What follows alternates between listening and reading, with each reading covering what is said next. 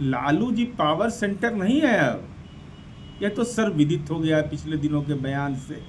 तो एक ही शरणम गच्छामी, उससे काम नहीं चलेगा। वहाँ 6-7 जगह पर शरणम गच्छामी करना पड़ता है। नमस्कार, आप देख रहे हैं धा न्यूज और मैं हूं अभिषेक मिश्रा।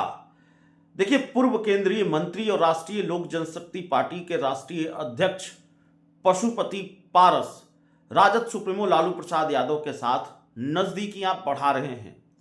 भारतीय जनता पार्टी को यह मैसेज उन्होंने दिया है, बहुत क्लियर मैसेज दिया है कि रास्ते खुले हुए हैं। हालांकि पशुपति पारस ने अभी तक भारतीय जनता पार्टी से दोस्ती तोड़ने का आधिकारिक तौर पर ऐलान नहीं किया है, लेकिन अब जो पशुपति पारस की तरफ से आने वाले बयान हैं, उनकी पार्टी के नेताओं और प्रवक्ताओं की तरफ से आने वाले बयान हैं, वो इस बात को पुख्ता करते रहे हैं कि पशुपति पारस और बीजेपी की दोस्ती तकरीबन टूट चुकी है और इसका आधिकारिक ऐलान ही बाकी है।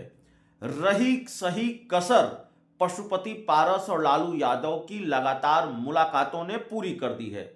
पहले तो पशुपति पारस ने चूड़ा दही के बहाने सियासत साधने की कोशिश की।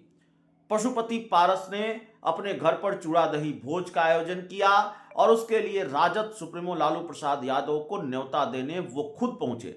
देर शाम पशुपति पारस लालू यादव से मिलते हैं, उनको चूड़ा दही भोज में आने का न्योता देते हैं, उसके लिए उनको आमंत्रित करते हैं।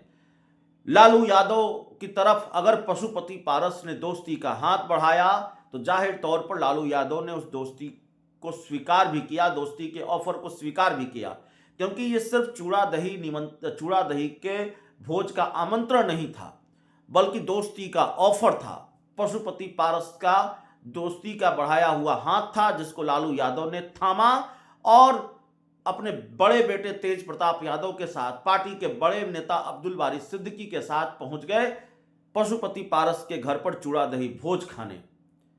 चूड़ा दही का भोज ही नहीं खाया, बल्कि लालू यादव ने ऐलान किया पशुपति पारस एनडीए में आ रहे हैं। और फिर कल पशुपति पारस और लालू यादव की मुलाकात होती है, दोनों मिलते हैं और इसके बाद यह चर्चा शुरू हो गई है कि पशुपति पारस और लालू यादव की दोस्ती, यानी कि रालोजपा और आरजेडी का गठबंधन 2025 के बिहार विधानसभा चुनाव के लिए तैयार है। आरजेपी और आरजेडी का गठबंधन होगा और जाहिर तौर पर यह होगा तो चिराग पासवान और बीजेपी के लिए कम ज्यादा मुसीबत जरूर खड़ी होगी।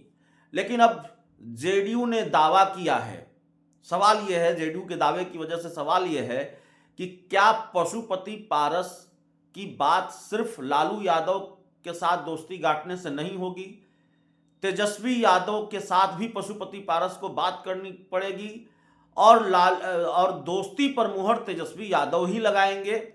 जेडीयू ने दावा किया है कि दरअसल आरजेडी में एक नहीं कई पिंडा हैं।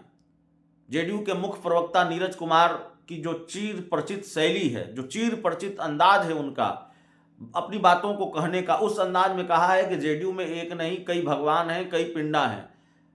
पावर सेंटर, गलत पावर सेंटर चुन लिया है पशुपति पारस ने।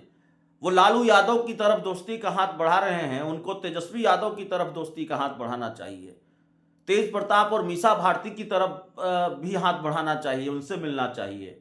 लालू यादव सही पावर सेंटर नहीं है, यह दावा जेडीयू का है। जेडीयू के मुख्य प्रवक्ता नीरज कुमार क्या कह रहे हैं, जरा सुनिए। टीकियां बढ़े उससे किसी को कोई परेशानी नहीं है, लेकिन पावर सेंटर का तो सिलेक्शन सही करिए। लालू जी पावर सेंटर नहीं है अब। यह तो सर्वविदित हो गया है पिछले दिनों के बयान से। तो एक ही शरणम गच्छामी, उससे काम नहीं चलेगा। वहाँ 6-7 जगह पर शरणम गच्छामी करना पड़ता है, तब क्लियरेंस होता है। वहाँ वेटिंग लिस्ट आरएसी का बड़ा लंबी प्रक्रिया है। अभी तो टिकट लेना, फिर वेटिंग लिस्ट में रखना, फिर आरएसी होना, आरएसी के बाद कंफर्म होना। तो डिफरेंट स्टेज में हम उम्मीद करते हैं कि पंचांग निकाल करके खरमा सब खत्म हो ही गया है। हर एक पिंडा को अलग अलग प्रणाम करिए तो हो सकता है दे दो राम दिला दो राम, देने वाला सीताराम कुछ दे देगा। पिंडा से आपका मतलब क्या है? पिंडा का मतलब है कि लालू जी का परिवार वहाँ बहुत पिंडा है।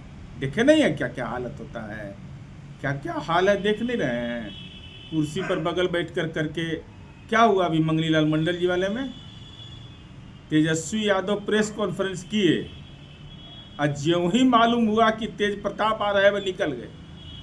भाई देखने में तेज प्रताप खराब तो नहीं है, और ज्यों ही तेज प्रताप का आगमन होता है, सिद्दीकी साहब, मंगनीलाल मंडल, उदय नारायण चौधरी सब जल्दी जल्दी ऑफिस छोड़ के निकल जाते हैं। हम कहे हे भगवान,